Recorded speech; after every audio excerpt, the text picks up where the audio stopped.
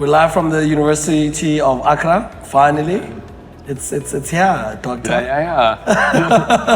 So like normally, when do the goosebumps, start pre the conference? So the Indaba is a big thing. Yeah. We've got more than 800 people Yes. from all over Africa here together, 36 countries, Yes. more than a year of planning. And the goosebumps start when the first people arrive. When the first people arrive, right? When you know things are probably not going to go wrong, Yes. when all the things become executable, when it really becomes real. But now, Doctor, explain to me, when it was just the 8 of you, Yeah. 2017, running around, before the 50 plus volunteers, how was it during that time? It's a dream. So imagine growing up in a place where when you had to do AI, you had to travel to America to go to a conference. Yes. And you're at the conference and you're like, who else is from Africa? And you can win a Toyota if you spot someone from the same continent as you. If you spotted a black person, you could win a BMW. A BMW, So this is really a dire situation, and there's really a desire for people to do something homegrown, Yes. to do training on African soil, because the community is there, but Yes, they're very sir. disconnected. Yes, sir. If you're in Zim, you don't know it's African. Yes, so, sir. so how did it start? We thought we could run a small summer school for 50 students. 700 students applied. So there's really demand. There's hunger in Africa for learning and education. Doc, when you started your studies over the years, could you just share some insights? What's been the development, maturation, the state of machine learning and AI generally on the continent? Yeah, 20 years ago, AI was not a thing. I mean, AI wasn't a thing at all 20 years ago. It was called machine learning. People were going through the AI, it's called the AI winter. Yes. No one really wanted to do AI, and things have changed because of technology that has progressed. Yes. 20 years ago in South Africa, there were probably 3 or 4 people who worked on neural networks or machine learning across all universities. Yes, sir. Now it's completely exploded as a discipline. Yes. Yeah. I mean, and that explosion, what about that explosion attracted you to go into the sector or pursue research and study into the sector? It's interesting. I did computer science. Okay. I was really bad at hardware, but I loved mathematics. Okay. And AI machine learning is the intersection of mathematics and tools and actually building things. You use mathematics to create something that works, that predicts stuff, that can tell you things, that can decode speech. So I really saw that as I didn't really see it as the future. I just saw it as cool. And I think many of the attendees here at the Indaba, I mean, they see it as the future, but they're here because it's building cool tech. Yes. On that theme of cool tech, Doc, what cool stuff have you worked on? Just, paint a picture. What cool projects or, stuff have you worked on? The nicest project I ever worked on was I was involved in the Xbox One launch. Are you serious? Yeah. So this was a number of years ago. This is my pre-DeepMind, pre-Apple, pre-Indaba. I worked for Microsoft. The very first Xbox? Xbox One. Xbox One? So not Xbox 360, Xbox One. Okay, One. We did the back-end recommender system. Okay. All the machine learning design. It took about 2 or 3 years to get it right. And speaking about goosebumps moments, the minute when people actually started turning on the Xbox Ones and the consoles, and you see the numbers hitting your back-end system and your technology making predictions to people online and then purchasing. And also the nerves of knowing that seeing some machines fail and making sure that everything goes right. People staying up all night, making sure that the Xbox One launch is according to plan. That's fun. So I still have a white Xbox at home, like the launch team. The launch team Xbox One. Yeah, who knew a South African was involved in the launch of the Xbox One? Like, we never hear of these things, bro, Doc. It was. How did you get on the team? Like, how did you get involved? Interesting. So I was in Microsoft Research. Okay. I worked in Cambridge, and I worked in a team where a number of people worked on recommender systems. So these are the systems that recommend stuff for you to buy, which we know is quite commonplace now. 100%. But back then it wasn't. And my team worked 16 hours a day plus, and everyone got burnt out. And I said, I'm not going to quit before I reach a certain date in the calendar. And so the whole team got burnt out before my resignation date. And then when the team disappeared, the Xbox team really needed people to do work on their recommendation. And they said, who's around? And so I raised my Pick up hands. your hand, yeah. And literally within, the team was based in Tel Aviv in Israel, and within 2 days I was on a flight to Tel Aviv, integrated in the team in Israel, and we had this fantastic 3 years of working on only one thing. Yes. Which is like ML for Xbox. Xbox One. Only one product. Wow. It was cool. We worked with people who are artists, who are singers, people in the movie industry, games creators. So it's a fun place. I'm not a gamer. You're not a gamer, but I mean, you're well versed for 3 years of the ecosystem and how it applies to the technology. Yeah, and I think that's the thrill of AI and machine learning, is that you could build things that you can actually touch. There's a lot of research going on, and these things are great, but ultimately to have something that you build that you can touch and feel, and your parents can touch and understand, 100%. That's nice. So that's the one part that I love and really miss. Yes, Doc, you've been 20 years into in the field, in the sector. You're seasoned now, and you help a lot and work a lot with younger researchers, interns, and. What about the much more younger researchers in academia and AI machine learning? Do you think they are much more fortunate now in this era vis-a-vis when you entered the space? Yes and no. So yes, because there's a lot more funding, many more opportunities. When you had to do research 15, 20 years ago, you had to self-fund, you really had to fight. But the research community was a lot smaller. So it was quite easy to, there wasn't so much hype, so it was quite easy to publish something. Now everyone's doing AI, so it's a lot harder to find your niche and break in. You also have to be a lot better now to do AI than we had to be 20 years ago. 20 years ago we could do basic things and we could pass as AI researchers. You're part of the team now. So now students are super smart. They execute things that I can't in a million dreams to execute and build.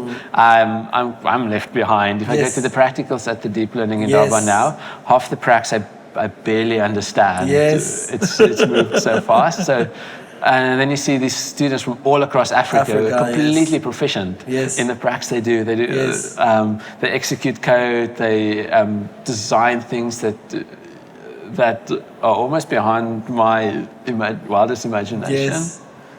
From when you look at students and AI, aspiring AI, scholars and researchers on the African continent that come to deep learning in Daba, what surprises you, or what interesting things are you picking up with the students and the body of people coming here? Grit and motivation. I find more motivation and grit and willingness to really suffer for the sake of education than I found anywhere else in the world. It's that, and then the willingness to contribute and serve and help out. This is not a place where you come and receive. This is really a place where you come and give. And maybe along the way you learn a few things, pick up some things in the perhaps. Also beautiful is that this thing is an entire volunteer movement. 100%. No one gets paid. It's a strange concept because people spend hours and hours and hours volunteering for a common cause. And I think so, and that common cause is education and tech development in Africa. Everyone has this desire to see Africa build more cool technology. Everyone has a desire to see more PhDs come out of Africa. And then to see the attendees and students really take ownership of this vision, that's great. It's beautiful to see.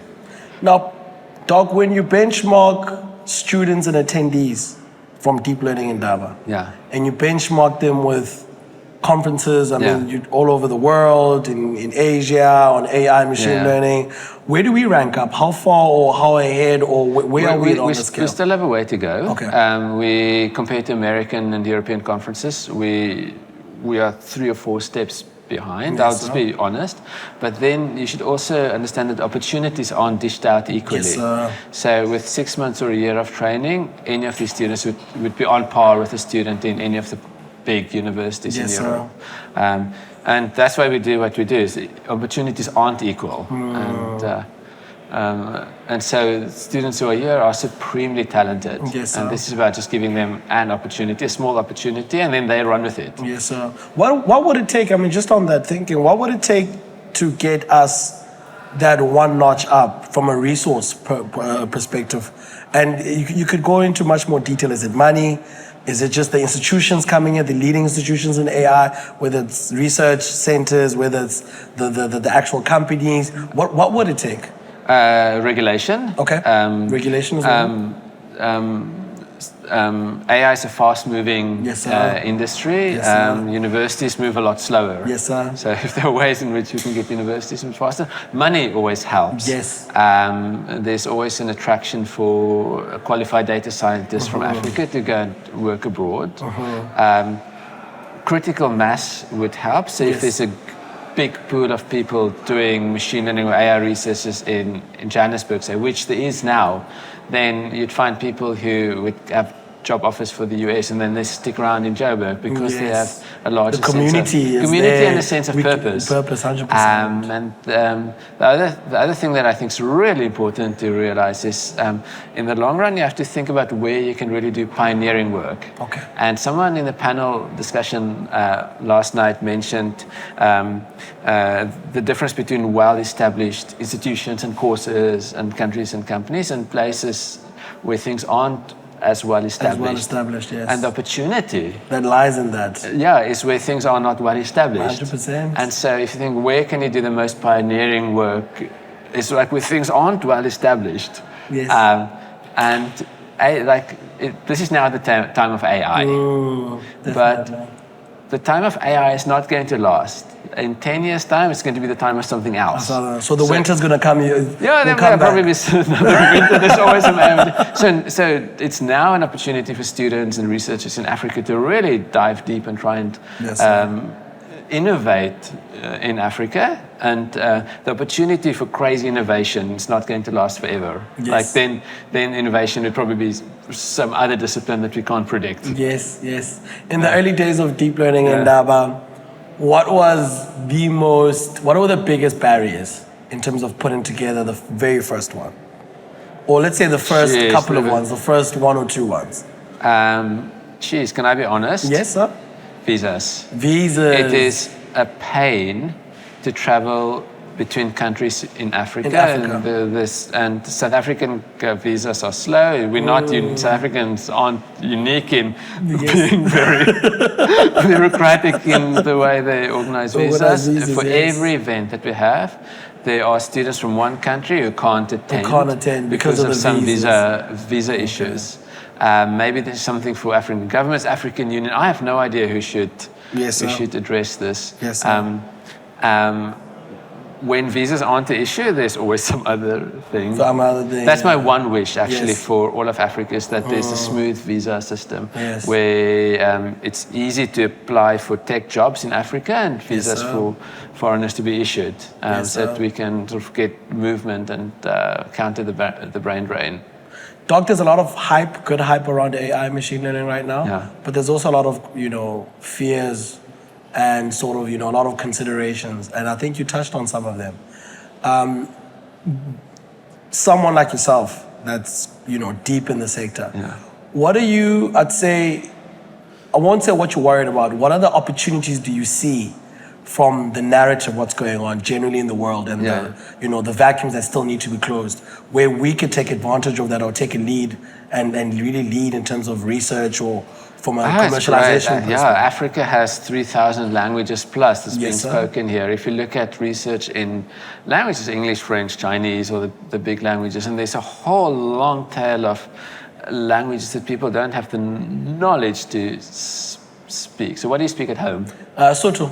There we go. Yes. So you should actually be a machine learning researcher and you'll have a strong contribution because no one in Silicon Valley speaks Soto. Yes, sir. So you've got almost a niche market at your fingertips. Yes. So after this interview, you'll switch jobs. I might start a career after but that's exactly the opportunity that exists now in Africa is this wealth of languages, wealth of problems that you can't really execute anywhere else because they don't exist anywhere else. Yes. Doc, you're a board of trustee. Yeah. On the board of Deep Learning Indaba. I mean, luckily now you don't get to worry about logistics. I mean, you worry more about strategic sort of objectives. When you have those meetings as the board of trustees, what is the one or two priority areas looking into the future for Deep Learning Indaba? So Deep Learning Indaba comes in at a very specific segment in the what I want to call the talent pipeline. So students, researchers, academics come here, practitioners, companies, and it's a 1 week hype injection. Yes, get a lot of training, a lot of input, and then students leave and then they go to their home countries. Yes. And they might go back to Burundi. So Yes. we've got 2 attendees from Burundi here. Burundi is not a rich country. They don't have many resources. Yes. And so top of mind question is how a student from Burundi, for example, would have a career progression and grow a strong tech community and within Burundi and have a chance to really flourish. Yes. And gain resources. Yes. And so for 1 week we give a lot of resources, but that's not really sustainable. So that's very much top of mind, is how we can add additional layers of more formal training. Yes. To this, and then for the rest, a big part for us is to support all the communities that's just grown out of the Deep Learning Indaba. We've got startups, we've got at least 4 or 5 grassroots initiatives. Masakani, Sisonke, we've got Lalapos now, a startup. I know there are like a number that I'm not missing, that I'm not mentioning now. Really making sure that they work well, and then the last pillar is that we run these Indaba X events in specific countries. In specific countries. And it's a lot cheaper. Yes. You don't have to get a visa because you're traveling it's locally, in your country. it's local, it's organized. And we can't get 800 people together every time if there are like 5, 6, 7,000 applicants. Plus. It just doesn't scale. They always have to exclude people. Yes. And to really work on inclusion, the local Indaba exercise is extremely important. So I think a lot of energy would go into funding them in a better way, supporting them in a better way, to make sure that they're more connected to startups, to the local universities. Okay. Doc, we're in Ghana. University of Ghana. Is it your first time in Ghana? It's my first time in Ghana. And how was the trip? It's great. It's like where were you traveling from when you came to Ghana? I came from the UK. Oh, UK? Yeah. How long was the flight? It's 7 hours. 7 hours, okay. Yeah. And then the jollof. Have you tried the Ghanaian jollof? No, I've just been here doing emails and admin and talking to people all day. I think what do you love about Ghana? What attracts you to Ghana? People. So friendly, really friendly, super smart, energized people. And at this point, I should say something about Indaba X Ghana, which is immensely impressive. So this is an event that runs every year 100%. With a data science event in Ghana. Yes, sir. Most tech-savvy event I've ever attended virtually in my whole life. Professionalism to the nth degree. I could go on. Like they booked their own Airbnb. They web streamed on 3 or 4 different platforms. Wow. At more than 1,000 people join online. Wow. So I was very so I should say surprised, maybe unfairly surprised, but surprised by the extreme efficiency and professionality and sort of Silicon Valley style tech confidence that you find in Ghana. Yes. Yeah, no, this is great. It's great, Doc, we're 7 years in now, Deep Learning Indaba. Big milestone. Yeah. Another milestone is coming very soon. In 3 years, you'll be reaching a decade. Yeah. What are your aspirations? How does Deep Learning Indaba look like when we're celebrating 10 years? That's a good question. The question we always ask is like, when are we done? Because the original mission was we exist to strengthen machine learning as a discipline in Africa. Yes, sir. And then we say, when is it strengthened enough that you should cease to exist, or that you should just hand over responsibilities to other communities because your existence is actually inhibiting growth. Like you become like the bureaucratic funnel. Yes, sir. That stops people from really getting access to other opportunities. Yeah, and so hopefully in 10 years' time, we won't be a bureaucratic organization. We always try to do a number of new things every year. We always at a new location. We always add new components to the program. In 10 years' time, hopefully we're still relevant. We're still young and innovative. Yes, yes. I have to ask you this. You work at Google DeepMind. Yeah. What cool stuff are you working on right now? Actually, I spend most of my time in Cape Town at the African Institute of Mathematical Sciences. We're starting a new master's program in AI for science. Beautiful. On Monday. On Monday, this coming Monday. This coming Monday. 40 students should technically arrive, visas permitting. Okay. We should say that out loud. Let's keep our fingers crossed with the visas. Permitting that their visas will arrive on Monday. Yes. I mean, half of them still don't have. Yes. So it's 40 students.